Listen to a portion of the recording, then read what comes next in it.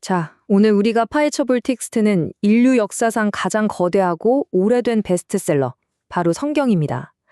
사실 성경하면 그냥 두꺼운 책, 맥락 없이 무작위로 엮인 고대 문서 모음집 정도로 생각하시는 분들 꽤 많으시죠. 하지만 오늘 그 시각을 완전히 뒤집어 보겠습니다. 이 방대한 텍스트가 사실은 아주 치밀하게 짜인 단 하나의 거대한 서사라는 걸 오늘 저와 함께 확인해 보시죠. 수천 년에 걸쳐 쓰인 방대한 내용인 만큼 길을 잃지 않기 위해 이렇게 5개의 명확한 이정표를 세워봤습니다. 성경의 진짜 큰 그림부터 시작해서 구약, 신약, 교회의 시작과 완성, 그리고 마지막으로 이 모든 걸 관통하는 단 하나의 중심까지 쭉 한번 따라가 보겠습니다. 흔히 성경을 딱딱한 고대 역사책이나 복잡한 규칙들만 빼곡한 백과사전처럼 느끼기 쉬운데요. 그런데 만약 그게 완전한 오해라면 어떨까요? 파편화된 문서들의 조각 모음이 아니라 마치 잘 만들어진 블록버스터 영화처럼 고도로 구조화된 단 하나의 완벽한 스토리라면 말이죠. 진짜 그런지 한번 들어가 볼까요? 자, 첫 번째 섹션입니다. 성경의 진짜 큰 그림을 한번 살펴보죠. 이 거대한 건축물을 멀리서 줌아웃해서 보면요. 놀랍게도 성경 전체는 딱 이 6개의 거대한 단계를 정확하게 밟아갑니다. 창조로 시작했다가 인간의 타락으로 아주 큰 문제가 터지죠. 그리고 약속, 구원, 교회를 거쳐서 마침내 완성에 이릅니다. 그러니까 처음부터 끝까지 문제 발생, 그리고 궁극적인 해결이라는 아주 명확하고 논리적인 서사 구조를 띠고 있는 겁니다. 두 번째 섹션, 구약입니다. 바로 메시아를 기다리는 시간이죠. 여기 구약의 역사적 진행 과정을 한번 쫙 펼쳐놓고 보면요. 정말 뼈아픈 패턴 하나가 눈에 띕니다. 타락 이후에 어떻게든 망가진 세상을 고쳐보려고 아브라함과 언약도 맺고 모세를 통해 율법도 받고 다윗의 왕국도 세워보거든요. 그런데 번번이 실패합니다. 결과적으로 이 긴 역사가 우리에게 말해주는 건 아주 명확해요. 인간의 노력만으로는 이 망가진 세상을 결코 고칠 수 없다. 즉, 영구적인 해결책인 메시아가 너무나도 절실하다는 걸 아주 처절하게 보여주는 거죠. 그래서 이 방대하고 복잡한 구약 성경을 딱 한 줄로 요약하자면 바로 이 문장이 됩니다. 인간은 스스로 구원할 수 없으며 메시아가 필요하다. 어떻게 보면 완벽한 절망 상태죠. 바로 이게 구약이 내리는 최종 결론입니다.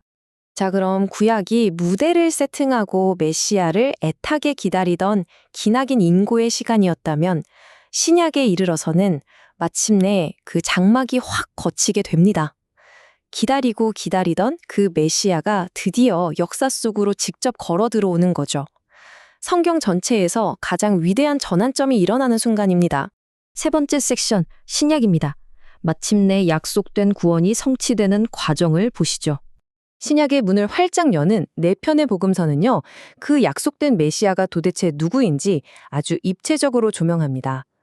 비유하자면 4대의 카메라가 각기 다른 앵글에서 한 인물을 찍고 있는 거랑 비슷해요.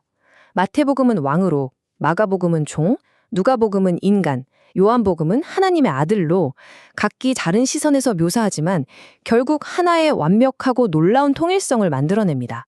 그리고 여기서 이 거대한 서사에 절대적인 클라이맥스가 터집니다. 바로 십자가와 부활이죠. 구약 내내 인간이 발버둥 쳐도 절대 스스로 해결할 수 없었던 그 근본적인 죄의 문제를 단번에 지불해버린 겁니다. 심지어 죽음마저 정복해버린 궁극적인 해결책인 거죠. 바로 이 지점에서부터 죄와 죽음이 완전히 박살나고 진정한 의미의 새 창조가 시작되는 겁니다. 네 번째 섹션, 교회의 시작과 최종 완성입니다.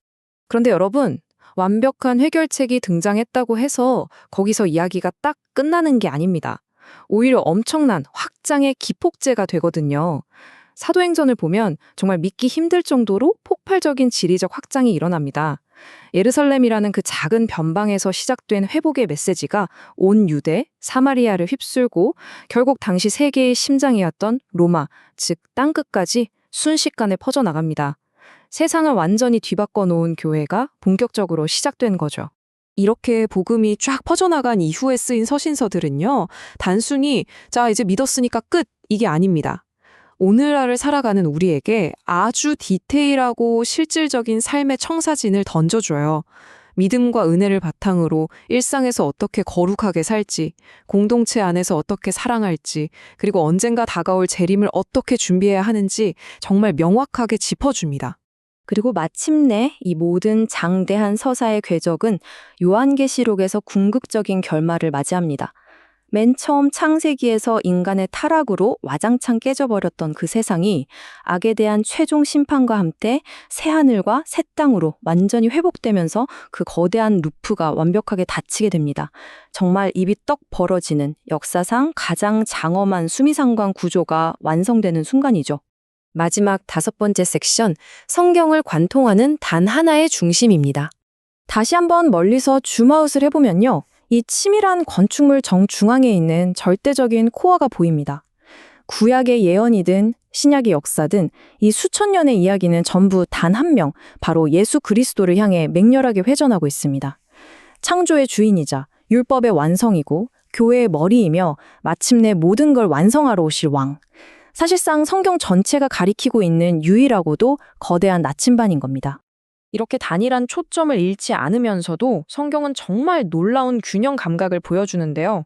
실제 일어난 생생한 역사적 사실 위에 하나님의 신학적 메시지가 얹혀지고 훗날 완성될 예언과 구원의 약속이 지금 당장 우리가 어떻게 살아야 하는지 그 윤리적 기준으로 작용합니다.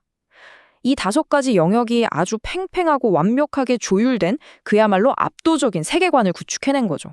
그러니까 결국 성경을 그저 과거에 박제된 먼지 쌓인 고대 문서쯤으로 보시면 안 됩니다.